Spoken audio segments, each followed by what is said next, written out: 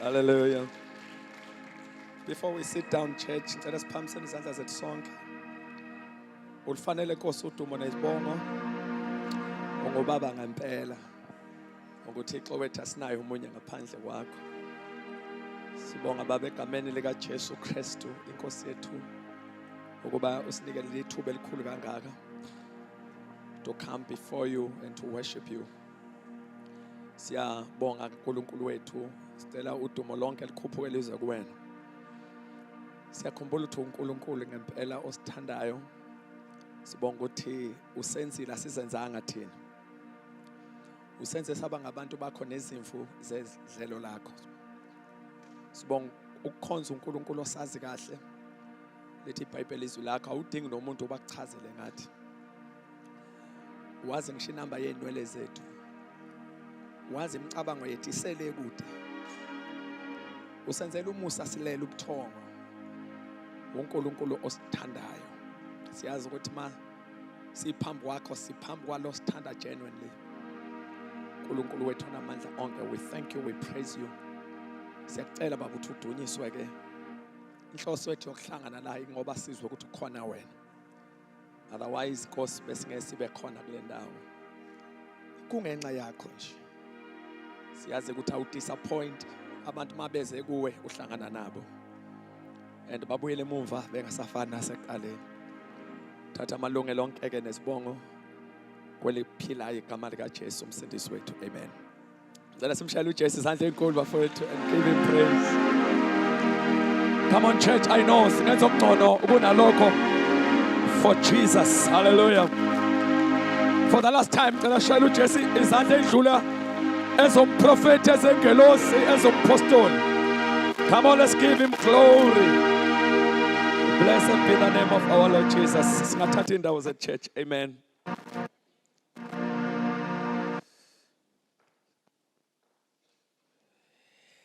Bathandekayo ngenkulu inhlonipho.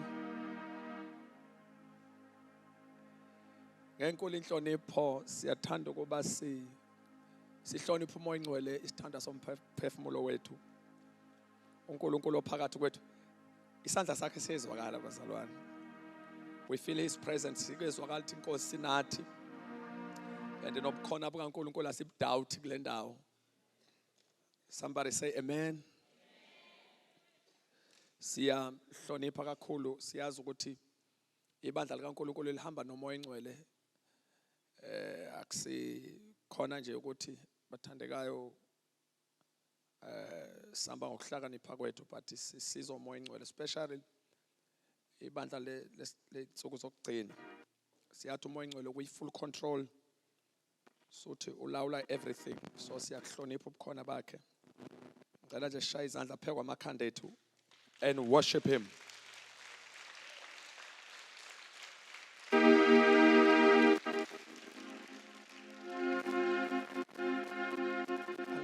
To our wonderful host, the prophetess, and asibonge once again ukuthi uNkulunkulu asihloniphe kakhulu ukuthi sibe ingxenye yale move kaNkulunkulu. We truly understand ukuthi this is le imove kaThixo. uNkulunkulu udesigne lo mbono nale movement uku-empowerisha ibandla, uku-align ibandla nokuposition ibandla. And more than that, bathandekayo ukuthi ibandla aligcine li-revived before uJesu abuye. Kodwa amen ukhona la ekhaya. Siyabonga kakhulu ukusilalelele enkosini. Siyazi ukuthi umbono ukhulunywa kumuntu. Siyazi ukuthi umbono ukhulunywa kumuntu. Kodwa uNkulunkulu mase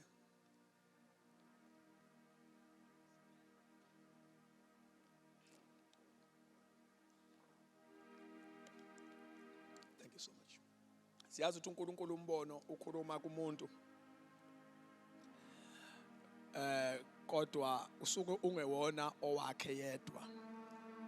uNkulunkulu efuna uku-attend isizwe. uNkulunkulu efuna uku-attend igeneration. Wenza sure ukuthi uvusa umuntu othile azokhuluma naye. nithuleleni ngisho malanga aba. So siyambonga uNkulunkulu bathandekayo ngomprofeti uMbatha, sicela semshayele izandla kakhulu umthiya. Sidlulise ukubingelela kwethu bathandekayo to all great men and women of God. I can see bazalwane ukuthi sinaba prophet kulendlu, nabapostoli, nabantu inkosi ebagcobile. Siyanibingelela nonke bathandekayo ngegama lenkosi uJesu. Amen. Ngibingelela ngokukhethekile the prophetess, umprofeti uNontokozo Gwala. Ngiyazi ukuthi sazothulwa la. Mhlobo wami, thank you so much. Siyabonga. Siyanibingelela nonke bathandekayo ngegama lika Jesu. Amen. Amen wenu angazi ukuthi unani.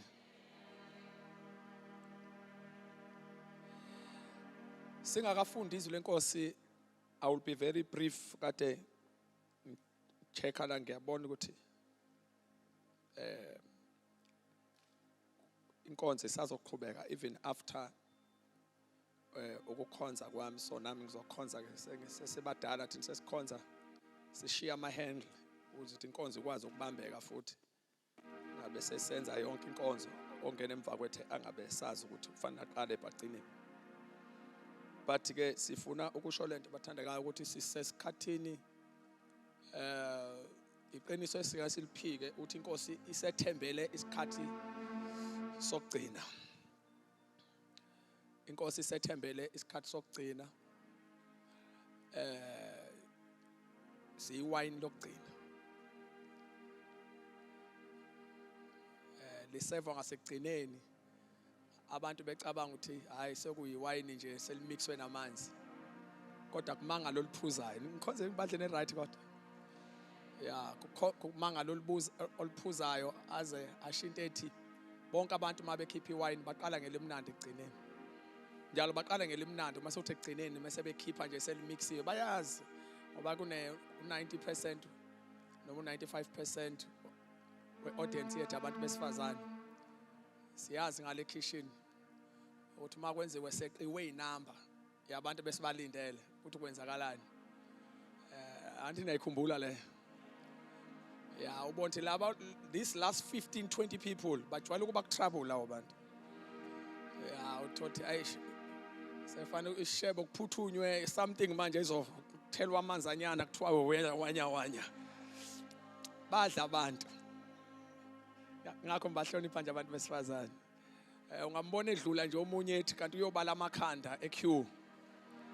Abuyele emuva ethi kuyabheda ngale. Mase kuthiwa amanzi. So kujwayelekile. Naleli wayini bonke abantu babelindele lento bekade kuvele kujalo kujwayele ukuthi kube njalo. But into emangalisayo eyokuthi ngoba lali nesandla senkosi, ashona sonke sithi isandla senkosi. Ngenxa yesandla sika Jesu kwabonakala iwayini okugcinwa ngalo liba mnandi kakhulu naleliqalwa ngalo. Yasiya confirmeka lento ethi inkazimulo yendlu yokugcina iyawuba nkulu kuneyokuqala.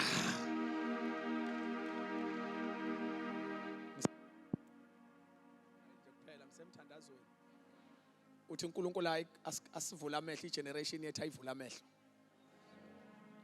Sazi ukuthi sipositionwe endaweni la inkosi ngifuna ukuthi inkosi isethembile, yasethembile isikhathi esiphila kusona. Kwangenzeka mphathi nentshumayelo kwakungenzeka inkosi uNkulunkulu uhlakaniphile. uNkulunkulu wayengavusa wena avuse mina ngesikhathi sika Moses. Wayengasivusa ngesikhathi sika Abraham. Ubengasivusa ngesikhathi se-early church. uNkulunkulu ubengasivusa ngesikhathi njalo njalo. Kodwa ukuhlakanipha kaNkulunkulu ne-order yakhe in the spirit. Uqale wabona ukuthi uNkulunkulu igeneration yethu nakwile move yokugcina obani abantu abazobedingeka. Ukhandwa ngematerial yalesi sikhathi and inkosi isethembele lesi sikhathi. uNkulunkulu ngeke avuse abantu asebedlulile, and siyambonga uNkulunkulu ngezikhonzi ngama ministers a previous move. We praised God for them. Kwabanye sekuthatha nje isibonelo ukubona ukuthi inkosi ku possible nakuthina, but we praise God for them. But iqiniso lithi kulesi sikhathi ngisho ngavuka uEsther ngeke alunge manje, ngisho ngavuka uRuth ngeke alunge,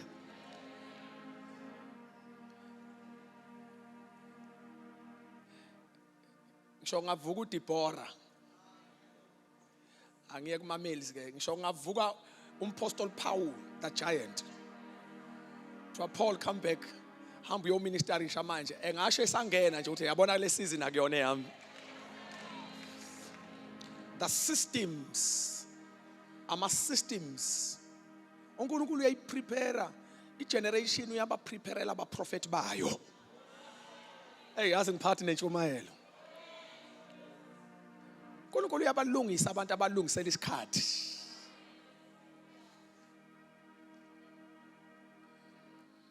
uHabakuk uma evuswa inkosi uyakhala uthi sizwile imbiko ngawe, athi sathuthumela. Wayesethi ke vuselela izenzo zakho nasemhleni yethu. And God must help us. See, understand abathandakayo ukuthi we are strategically positioned. Akuvela uNkulunkulu wasitedela nje.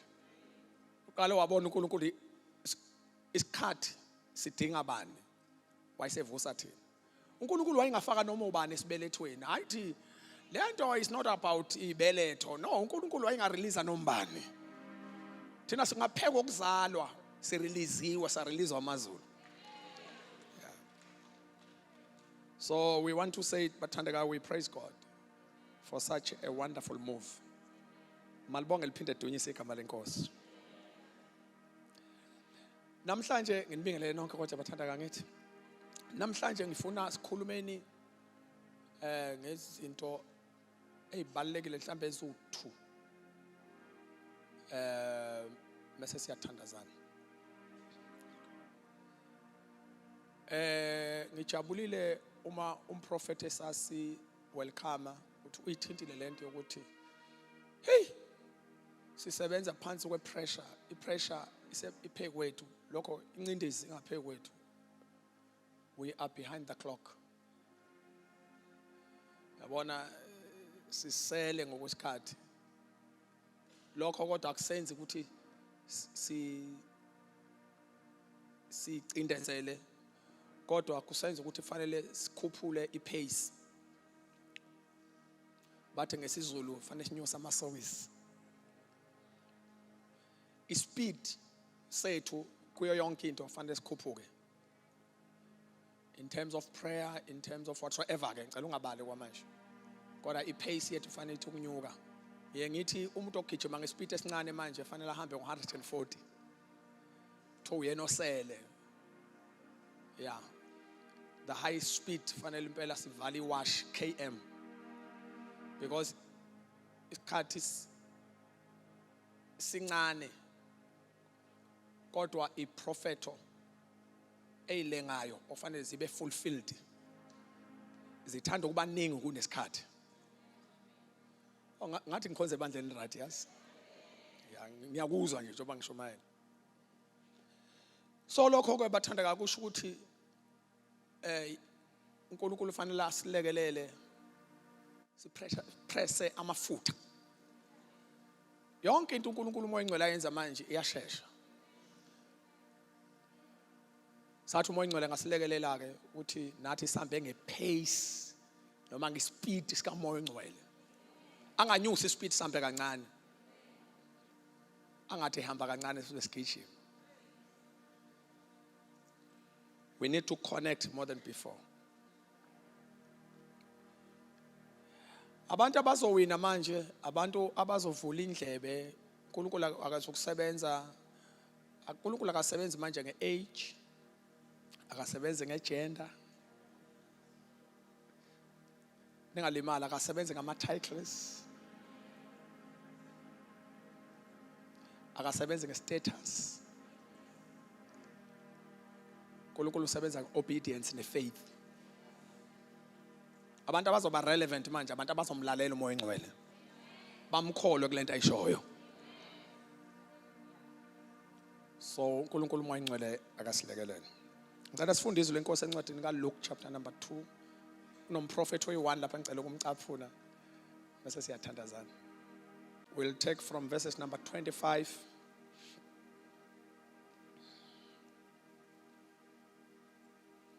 but I will skip some verses bathandekayo mase siya. Bheka kukhona umuntu eJerusalema igama lakhe linguSimiyoni. Lo muntu wayilungile emesaba uNkulunkulu, ebhekile induduzo kaIsrayeli, nomoya engcwele wayephe kwakhe. Kwabonakaliswa kuye ngomoya ongcwele ukuthi akayi ukubona ukufa engakamboni uKristu wenkosi. Wafika ngomoya engcwele tempelini, ashona ukuthi wafika ngomoya engcwele tempelini. Yeah, the Bible, so he came by the Holy Spirit into the temple. Should we uyabona leyan udivine ukuya kwakhe temple in that day. The Bible belizo state kahle la ukuthi kwakuyisikhathi sakhe ukuthi aye tempelini. Njengoba likuveza nje content funa ukuyiveza iBible divine la. Ngibambele yona ke. So he came by the Holy Spirit into the temple. I said the Bible, when the parents brought in the child Jesus to do for him according to the custom of the law. Lithi iBhayibheli ke wamamukela ngokumgona uJesu lowo.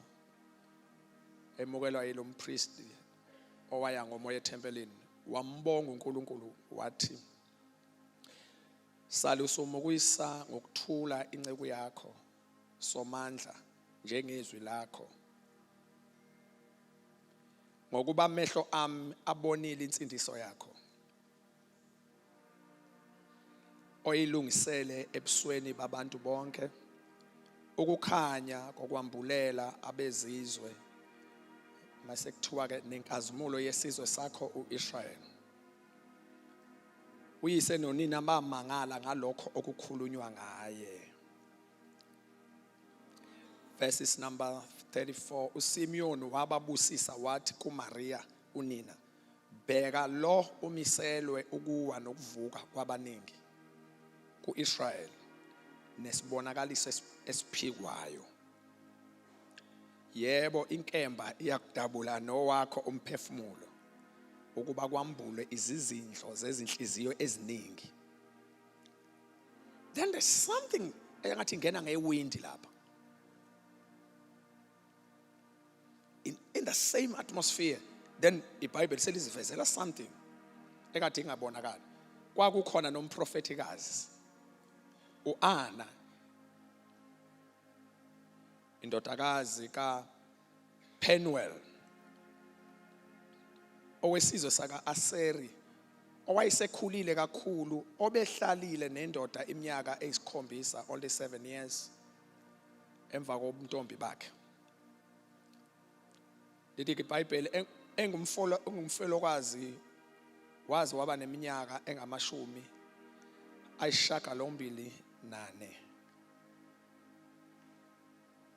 84 years, engasuka etempelini salando. Lithi ekhonza ngokuzila ukudla nangokukhuleka ubusuku nemini. Naye ke wafika ngasona leso sikhathi wamtusa uNkulunkulu, wakhuluma ngaye kubo bonke ababebheke ukukhululwa kweJerusalema. Somebody say amen. La sifunda khona bathandekayo, sifunda into ebalulekile ngendlela esimangaliso. Here we see ukubaluleka kwalomprofeti engifuna ukukhuluma ngaye namhlanje. Abaprofeti ngiqale kanje, abaprofeti bazalwane bami, isizukulwane sethu sibadinga more than before. Mhlawumbe abanye abazalwane nabazi ukuthi ku strategic ukuthi isitha si-attack i-prophetic ministry. Awengisho izathu ezu-2. Esokuqala esisimple ngisho kuyi-attack ye-prophetic ministry. Okokuqala okokuthi isitha sivele sifuna ukudeceive, sidukise abantu, because prophetic ministry if ingekho kwi-position noma ingekho inga-aligniwe iba i-instrument strong yokudukisa abantu. How I wish I have amen. Then okunye kwesibili church okokuthi okay ngizosho u3. Okwesibili okokuthi usathane ufuna ukuvala lento ethiwa i-appetite.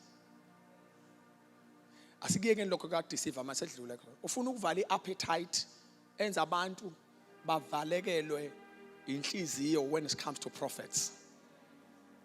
Noma uNkulunkulu esethuma abaprofeti ebasebenzisa kodwa bafike kubantu abavalekelwe appetite. Yabona abantu abamiwe yinto la ngabaprofeti. Ubona yazi contem la. Ngisho noma sekulethwa that truth. Ningibambelana lento bazalwane bami. Ngicela ningathemthwa itone yami.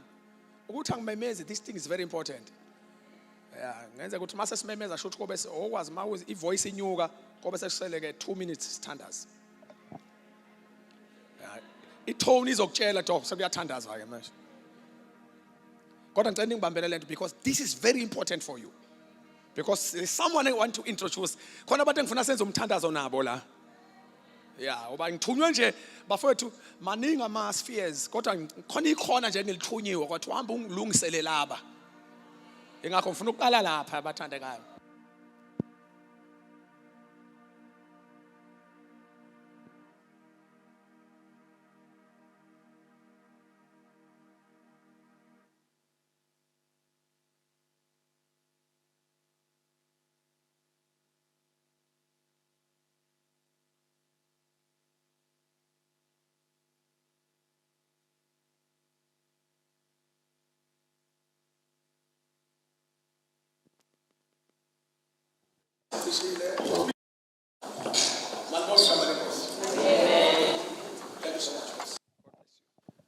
Asibuye niki. Okwesibili ukuthi ku-attackwe i-prophetic ministry. Ukuvala i-appetite. Uma ayikho into ebaluleke njengamanzi. Somebody say amen. Ayikho into ebaluleke njengani bathandeka? Yeah. Amanzi adingwa yiyo yonke into edingwa umzimba. But maka umusathane efuna noma ke enemy ifuna ukwenza ukuthi abantu bangawatholi umsoco wonke wamanzi. Uzokwenza kube khona umuntu oseceleni ophethe amanzi. Kodwa hayi lawo. Yabona. Awenze noma yini engakwenza nawe ungabe uyabona umuntu uyabona umukhuluma ngento ethi amanzi. Yabona engenza noma yini engakwenza ungabi right. Kodwa hayi phela lawa. Aphatha amanye nje amanzi awamesapha ngifuna ukwenza ukuthi enzeni awamesaphe nje before your eyes up until you lose appetite emanzini kanti amanzi ayisidingo somzimba wakho athaqeda ukwenza njalo ngiqhamuke ngiseva amanzi adingwa umzimba kwasho ukuthi into eyenzeke ipicture osenayo engqondweni ekona ngcono khona la ngishomayela khona kwasho ukuthi ipicture osenayo engqondweni ucabanga loya muntu ofike eqala wamosha amanzi mase siya conclude eSouth Africa sithi amanzi awadingeki kanti cha yilawa ya because South Africa in late we revival because khona abantu abagijima eqala bayovala iappetite. Oh, Kandila Azoma, Alas Kodai.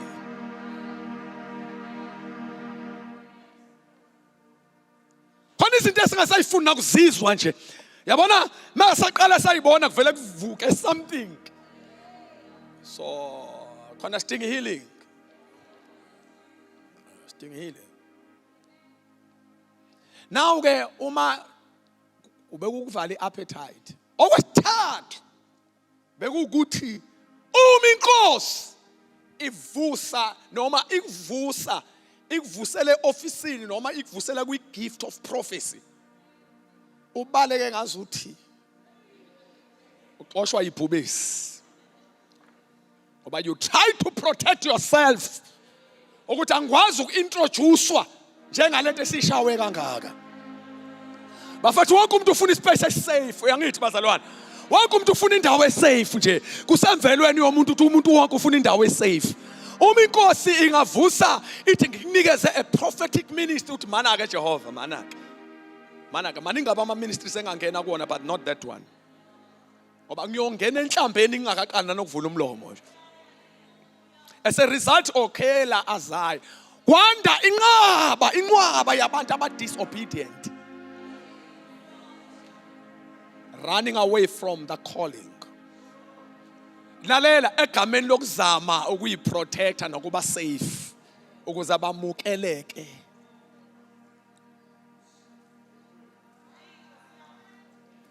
Kwagcotshwa abantu abayishayayo iministry yakwa prophecy bayishaya isuke ekhandi kuyophuma enyaweni ezathi.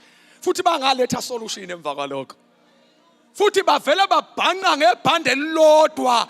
Bangalwa nama individuals amesa pha inkonzo balwa nenkonzo. Bangakwazi ukwehlukanisa nithule yazi la isontweni. Bangakwazi ukuhlukanisa ama gimmicks ne ministry. As a result ministry yadenteka. Baphula off aba prophet.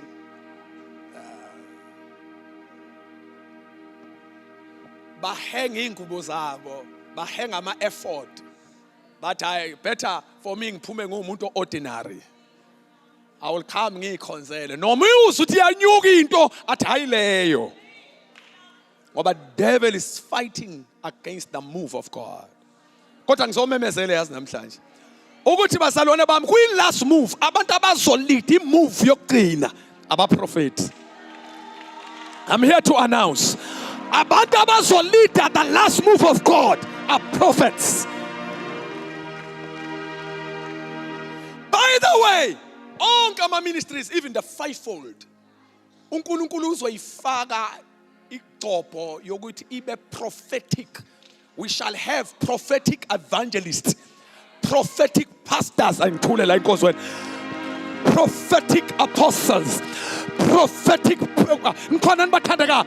Ngoba yonke each and every ministry, uNkulunkulu uzoyifaka the spice and the taste of prophets. It would demand a prophetic ministry.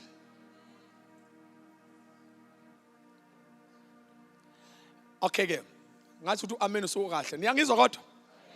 Ngibambelani ngoba bafethu ngoba ngifuna sifike emthandazweni very soon.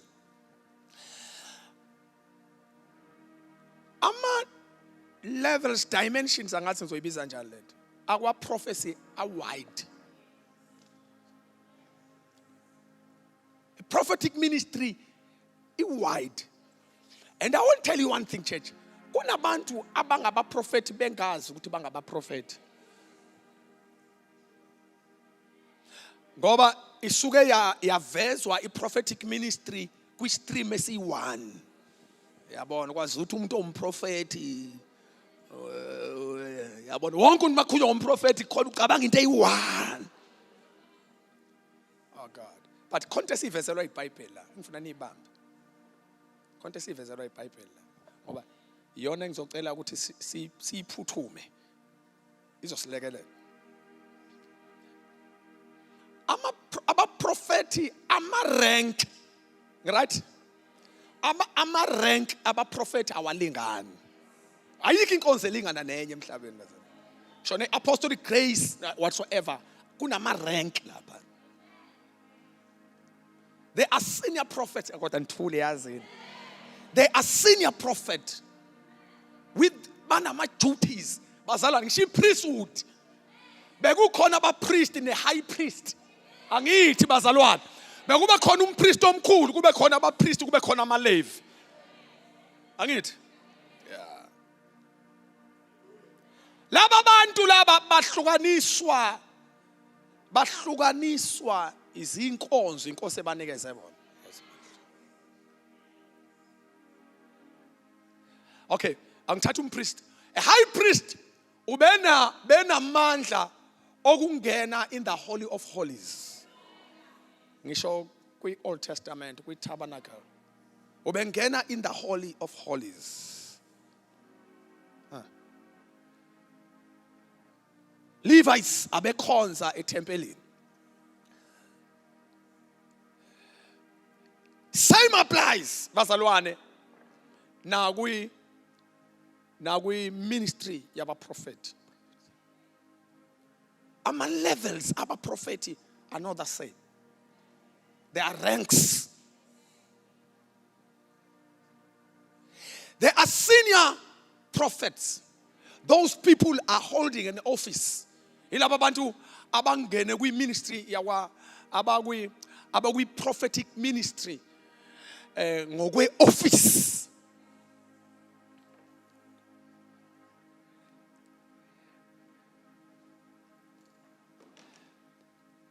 Bangaba Nkosi yami ngifuna ukuthandaza ngalento nje. Labo bane grace yokuzala abanye abaprofeti. uEliya awuseniyangizwa manje.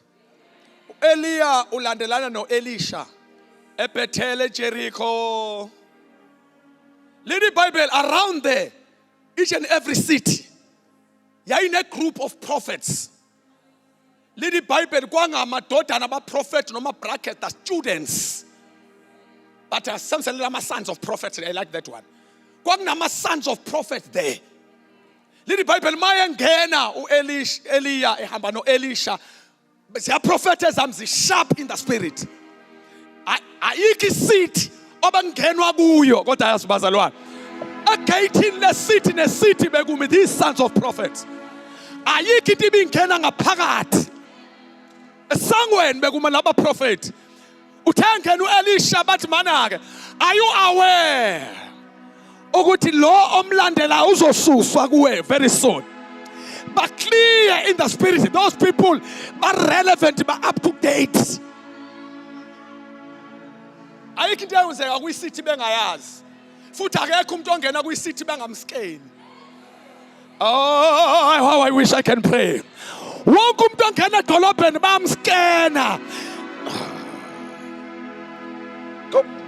Uthi aqhamuka nje uyazi lo mlandelayo.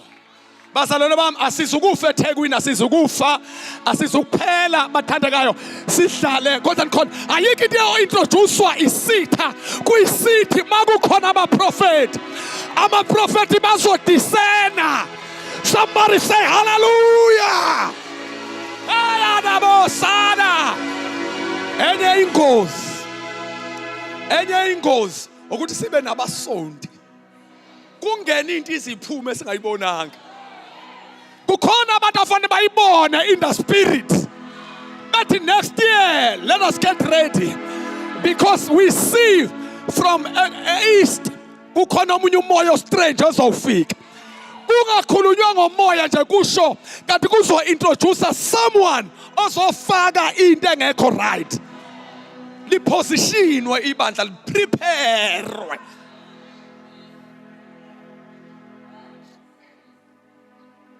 So isithi nesithi prophet ya ayinto enginteresting kanje ngale nto. Uma efika eBethel kunama gatekeepers akhona. And those people are waiting like this. And basho one message, a relevant message. Yabo? Bathi niyazi. Uyazi into lo mlayo inkosi yakhe izosuswa. Wathi thulani ngiyazi. Wadlula wafika eJericho. Nakhona eJericho kunama prophet who welcomes us. Again, lama cities khona ba. Ngoba just challenge ayo. Kumi ama. Okay. Help me Lord. esangweni lama cities uma abaprofeti bengamile egate isango liyo occupy ama strangers.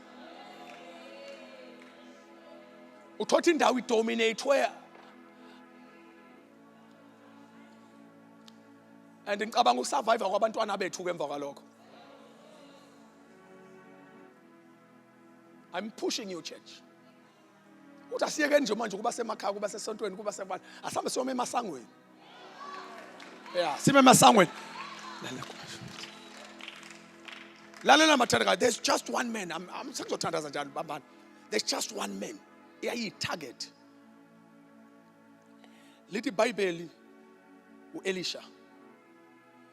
uElisha wayidala inkinga.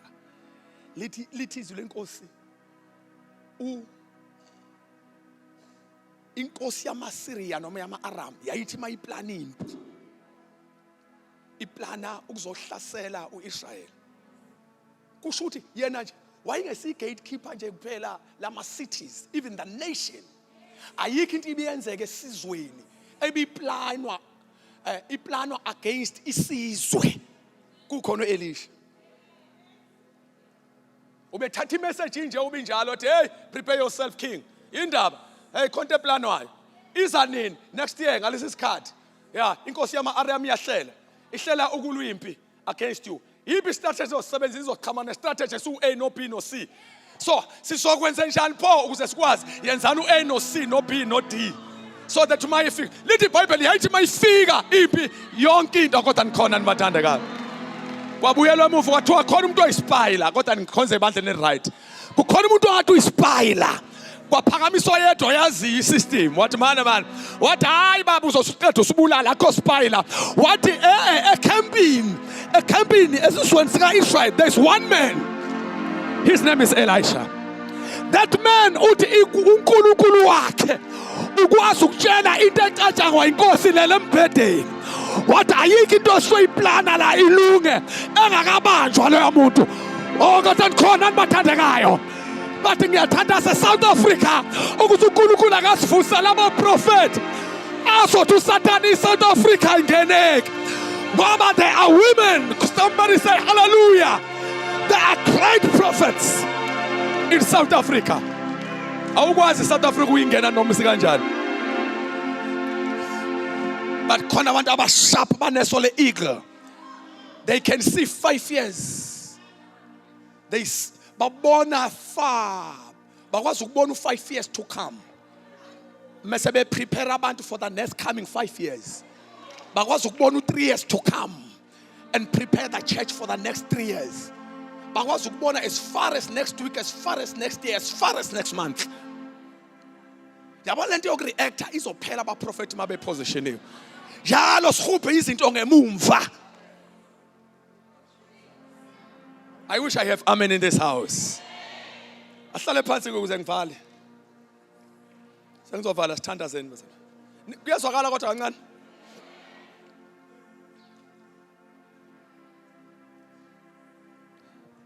Now, ngicela ungaphuma ngena temptation manje ngichaza abaprofeti kakhulu.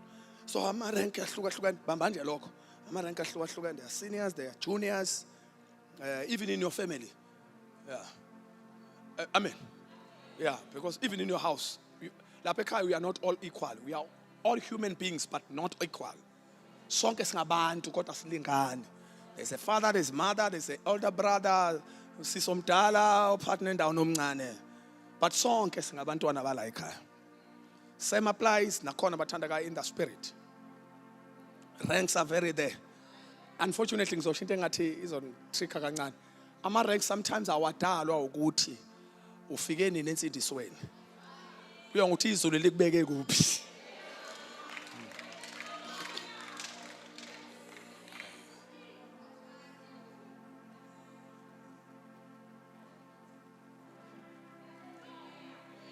Ningalimani bazalwane iminyaka yethu yenyama sometimes ayidetermine ilevel yethu esibekwe kuyona.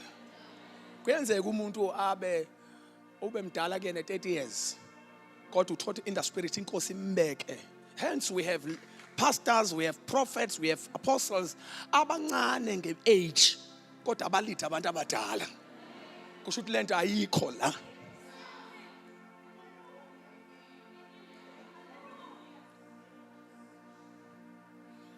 So then ke kuyo le ministry yakwa prophecy inama levels are different nakhona. Ngicela ukuthatha maningi kodwa ngicela ukuthatha awu 2 3 ukuze ngikwazi ukuthandaza ngale. Kunaba prophet inkosi umsebenzi wabo baphethe i-message. These are prophets of message. If there's anything that God wants to deliver, noma afuna ukuyiletha, the realm ivele ivuleke and they will. Thus says the Lord. See, familiar kakhulu with those prophets. In a way that abantu abaningi they think ukuthi uba umprofeti kuba yilo party kuphela. As a result, Kolehando or Lakashia. As a result, bathandakayo, abanye bazabangene kwi-temptation yokuthi bazama ukusho noma engashonga. No, you understand. I-pressure yokuthi uyayizi prophetic something. Manje ingqondo yakhe ithe umprofeti umuntu kanti ama-levels aba-prophet are not the same. Angisho ukuthi bonke aba-prophet baba ne-message kodwa khona ospecialize nge-message. La ngikhuluma ngama-specialist. Uthi nje lo i-specialist e-message. Mekwafika nje izolo ligqwe. And uNkulunkulu umnikile the combination of gifts of the Holy Spirit, like the word of wisdom, the word of knowledge. Amuphizo lokwazi izwi lokuhlakanipha nikhona nibazana. Yeah. And lezi zinto yila kuyena. Akakhuluma into akuxoxele into okade uyibambe izolo ebusuku ayisho yonke njobe njalo azayiqeda. Une word of knowledge.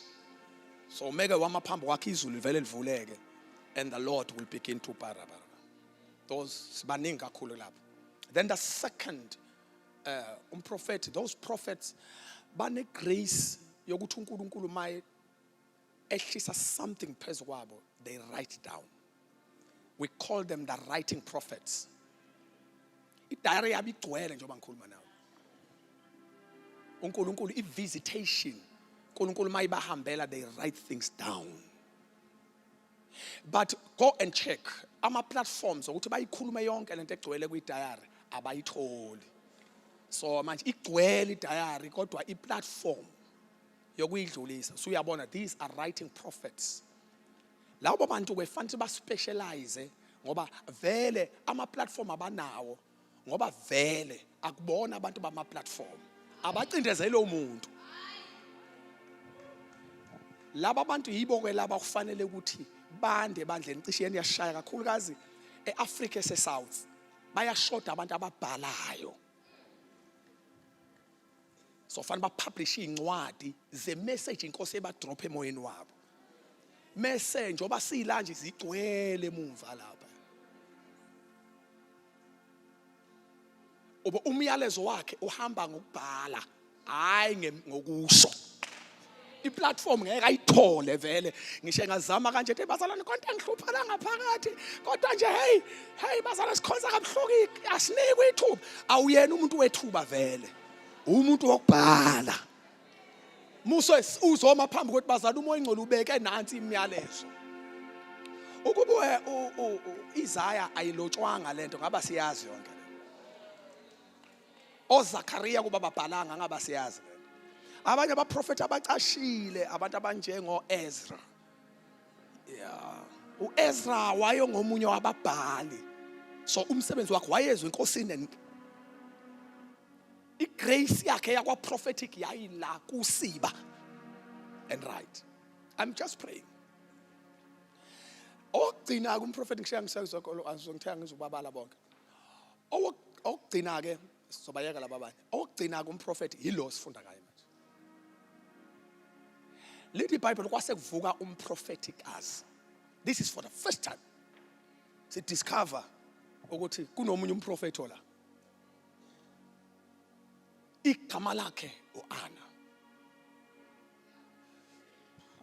Lithi lo mama uAna kwathi kwi-early stage kwenzeka ukuthi umyeni wakhe ayenkosini. Kwase kuba i-choice ne-decision ka-Ana. Wayengaphoqwe lutho. Why decide? Lithi iBhayibheli ukuthi kusuka manje angizukubuyela ekhaya, angizukuqhubeka futhi nempilo yokuganga. Mangisuka la ngizoya ethempelini. Wathi ingakho it can be a very dangerous corner mengafundwa umuntu oyingane le.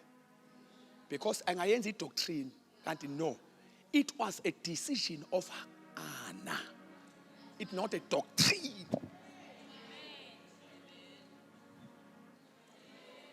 Lithi wanquma ukuthi mangisuka la ngiye ethempelini. Oh God, content u3 ngizoyibala sithandazeni bafethu. Are you ready to pray? What mamphuma la ngiye ethempelini? Why set? Lo, oba uvelile lapha ninizwile ndathu kwakukhona umprofetikazi. Lithi why set? Wafika endlini kaNkulunkulu. What? Into engizoyenza la ngizospecialize. Ngispecialize ekuthandazeni nasekuzileni ukudla. What? That will be my corner. What? Umsebenzi wami, I will minister in prayer and fasting. Prayer and fasting. Prayer and fasting. Prayer. Lisinishile izwi lenkosi ukuthi sithole i-age yakhe. Lithi kodwa wayino 7 years eshadile. Then ngosungacabanga. Sikhuluma ngomuntu wama-20s. Lithi iBhayibheli limveza, iBhayibheli limshutha la esena 84 years. Okungenzeka le ministry useyenze more than 60 years.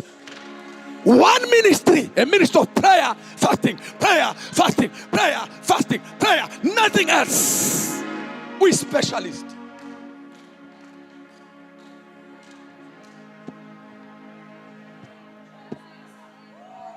Lakata alokradai. Don't take me, please. Ngicela ningithathane ningiseni ebandleni lalo sisi ke. Because khona ikhonto eyenzeke kule bandla le. Khonto eyenzeke kule bandla. iBhayibheli listatile. Khonto eyenzeke kule bandla lika Ana. So uyabona it what was happening in that church. Then iBhayibheli lithi lo mama wayenza lento.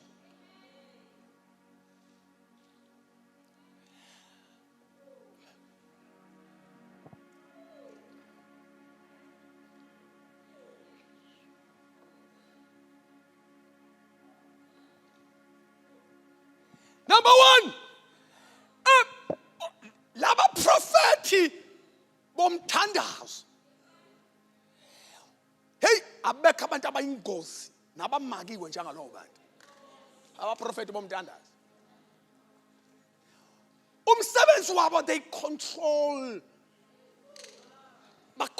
ama territories and realm.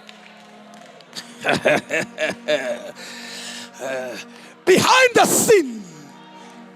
Yes, they don't carry the microphone, but they control the realm. But what's ulawula ama territories? Baphethe satellites, balawula ama satellites. Bakwazi ukuqisha izinto bayionise. Bakwazi ukuthulisa izinto bayikhulumise. Anado ya nabade. Hey! Kala kapai. Where they are, you will feel the atmosphere. Bakwazi ukuclean umoya, clean atmosphere. They pave indlela. But let the ambush. They are roaring like lions. And the enemy knows them. Hey! Lalela akungeni lutho bamesangweni. Anything again in the spirit. By allowed to go in the spirit. He no fatigue, he no fatigue. Bami ezweni lika moya. Bame gating. Ayikho into elenda to the physical. Ngaphandle kwe control yabo. They detect beneso le-eagle, bane-double lens, babona kabili, bakwazi ukuvulela inyiso njenge-eagle babone fa. These people, most of them, ungadlula la. Kanti yonke system ila kusandleni sabo. Bahlale kwi-computer room. They see everything.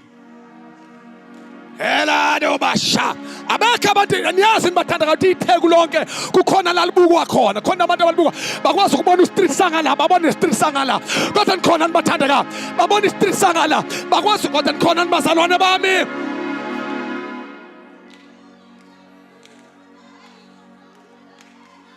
They see you coming. Mase baya indicator batshele abasethuza kunomuntu ozongena, kunomuntu ongenayo. And yeah, and please, ngicela nimqapheleni. Sibona ngathi umuntu understand, sibona ngathi there's something strange. Yeah! Amakhamera okamoya abheka ngakuba ibandla ayikho into engenayo nephumayo.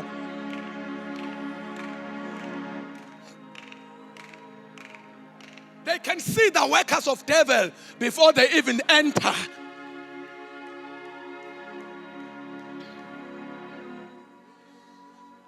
Abasenze into negative phela bakwazi nokusenza nento ezipositive that are coming.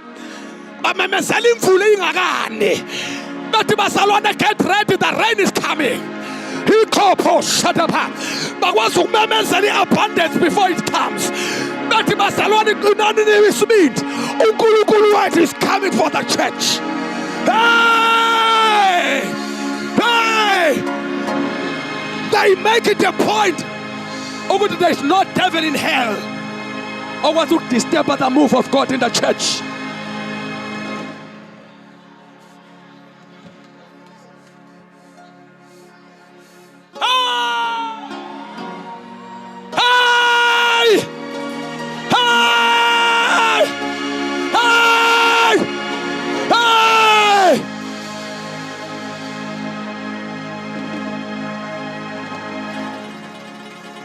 Ukusimthombo ye revival iqhume yonke. Ngoba iyaqhuma yona, iyaqhuma yona, iyabona ngathi iyaqhuma. Sifuna ukuyiqhumisa east, south, west and north. God must raise more prophets of prayer. Bayalawula, bayadictator. Bakwazi ukubamba strong man. They make it easy for the prophets of message. Benza kube lula kuba prophet abaphethe message. Umyalezo easy flower like this. No prince of Persia eba namandla okubamba ngisho ama-answers abazalwane. Uma bepositioniwe. Angisho ukuthi uma bekhona, ngithi uma bepositioniwe.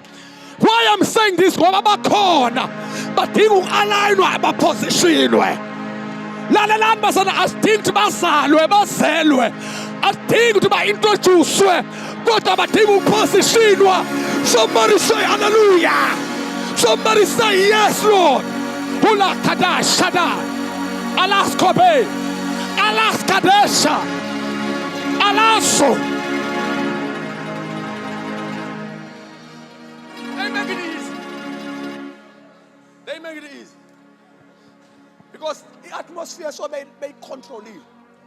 And hours. Last part but not least. This one is the last one, really. Now we see under that Pansugwa leya grace ka ana. uJesu uyazala. Abantu abaningi they just take it light. Indaba yokudedicate kaJesu. Bayicabanga ukuthi uJesu wayifuna any synagogue. No. Bekufanele kube isynagogue as is set apart for that. uJesu bengaka dedicated to any temple. Futhi uJesu bengakabanjwe inoma iziphi izandla. Bekufanele kwenziwe a very strong preparation. Makuzoza umongameli la kuba busy, actually eThekwini. Kuba busy ukuprepare what Mangameli uzala. Mangafika uTrump la ngaba busy kwenziwa ama preparation. Uma kusi World Cup kwaba busy. Same applies makuzofika uMessiah afikele kuleli temple. Angikhulumi in terms of excellence kuphela, in terms of is the church holy enough? Jesu yazalwa. Ngifuna niboneni timing kakhulu. Ngifuna nibone bazalwane mase ngaba position laba prophet sizomosha. So gejwa imove enkulu kabi iye kwamakhelwane. Listen, mayizala uJesu lithi iBhayibheli mase kufika isikhathi se dedication yakhe. Njengomthetho uJesu wazalwa phansi komthetho, angithi? After 8 days uJesu besafana naye hamba yodedicate. Lithi iBhayibheli kwanyuka umprofeti okwakukhulunywe kuye. Umpriest okwakukhulunywe kuye ukuthi ngeke ufe ungombonanga uKristu wenkosi. Lithi iBhayibheli alisho kwakuyi-division kwakuyi-season yakhe kwakuyisikhathi sakhe alisivezeli so senza ama-studies but alivezi ukuthi kwakuyi-10 yakhe ye-priesthood. Lithi wanyuka ngomoya ethamando. Lithi iBhayibheli the spirit of the Lord was upon him that day. Wakhuphukela temple negcwele amandla kamoya ngcwele. Lithi izwi lenkosi wafika etempelini kanti fulfillment yes prophet. Mary and Joseph that day by ilanga lokho dedicate umntwana etempelini. Mabafika uJesu ulindwe izandla eza prophet.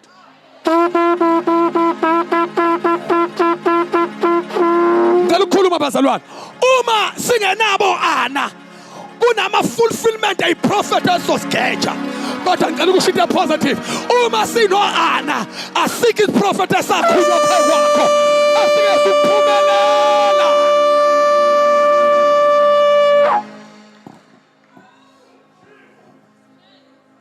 Ngeke declare khulunywe la. Mase izinto engaphumeleli. The man came. Yabamba uJesu. Mayimbamba ngezandla lithi iBhayibheli yayigcwele umoya ongcwele. Yayisethi uNkulunkulu salusumuka isinceku yakho ngokuthula. Ngokuba namhlanje ngiyibonile insindiso ilungisela uIsrael. uJoseph wama kanje noMary but what? Wamprofeta wathi lo umisela ukuwa nokuvuka kwabaningi. Wamprofeta uma eqeda lapho he was full of the spirit wabheka kaMary. Wabaprofeta nabo wabusisa. Nikhona nibathandeka. Wathi lo umisela ukuvuka nokuwa kwabaningi. Wayisethi lalela inkemba iyodabula nezakhe ibili. Lithi iBhayibheli mayiqeda basukuma lo mama for the first time. Lithi now wakhipha prophets. What a combination.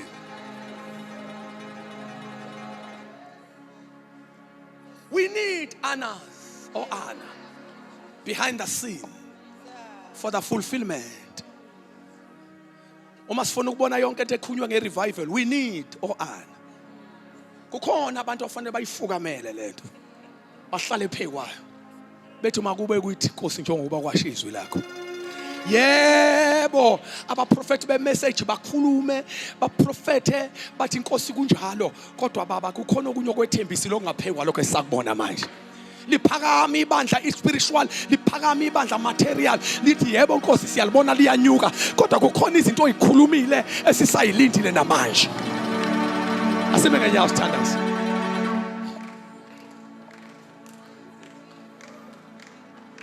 Oh God, help me, help me. Help me.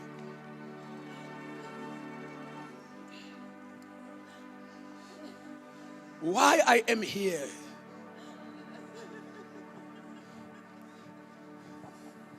Inkosi ithi vula amaphiko abaprofeti.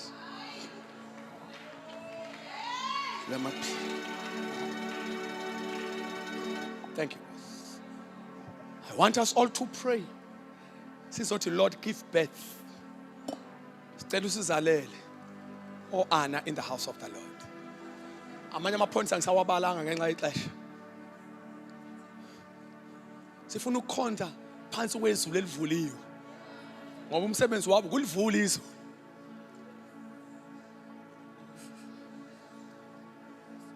ayiphumi inkonzo ingagcwalisekanga into ekade isho uthini. Laba abantu inkonzo bayibuka kanje ngayizolo. Bayidla most yabo mathi mabefika enkonzweni ireplay. Uthi awunayi lento uJehova kade eyishilo. Awunayi lento uNkulunkulu kade engibonise yona.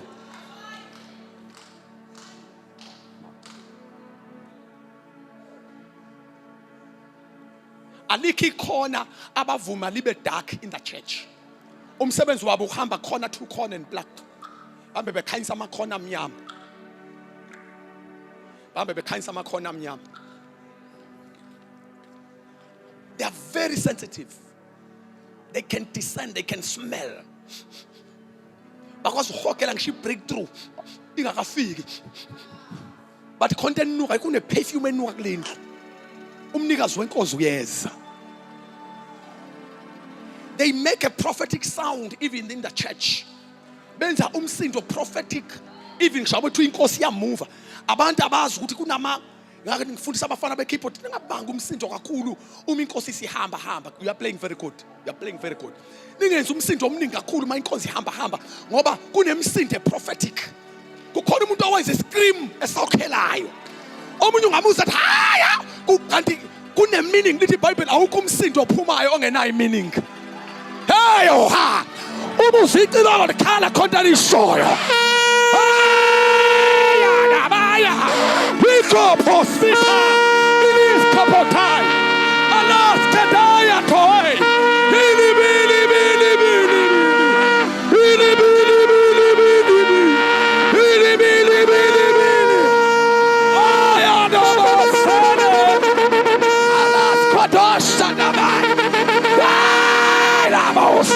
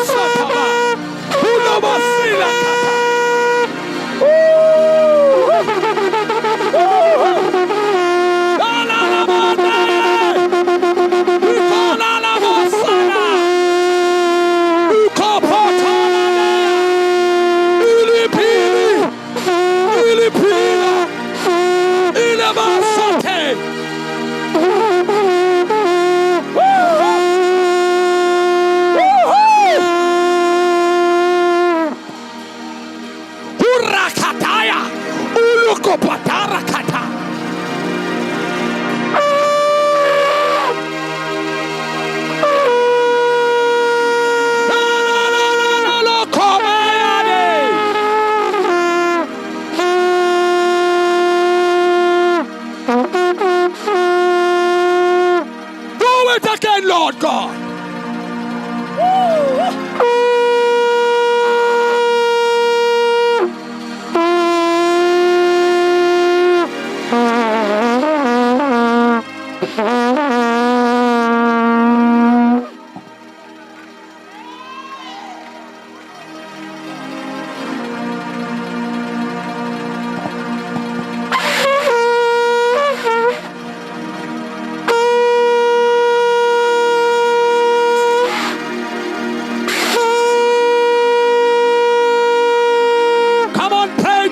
Wherever you are, do as the Spirit leads you. Do as the Spirit leads you. Oloko pahandala moshai.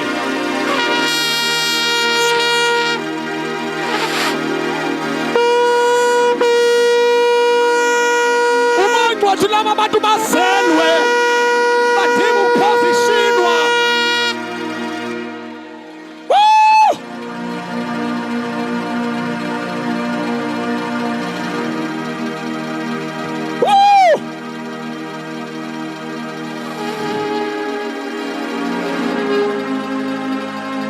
Raise the ministers of glory.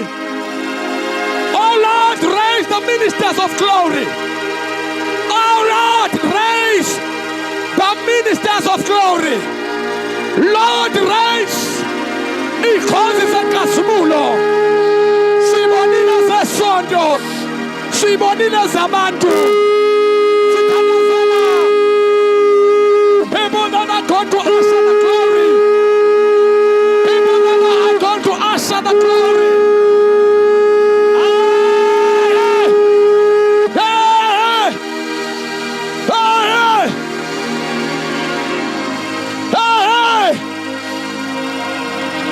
Ramoto Ramoto Sinte. Ipataramando Sana.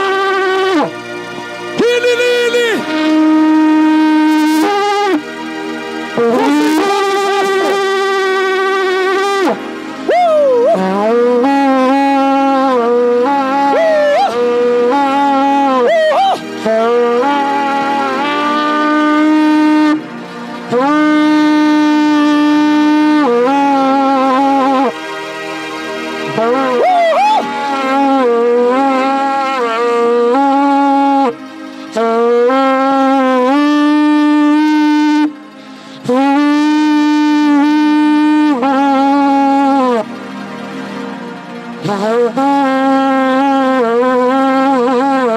Rise the ministers of glory, Jesus. People are going to usher the glory. Ministers of the last move.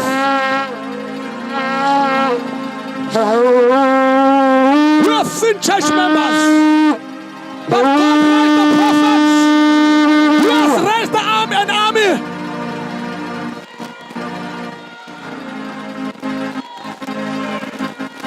It's high time, Jesus. Do it for your glory.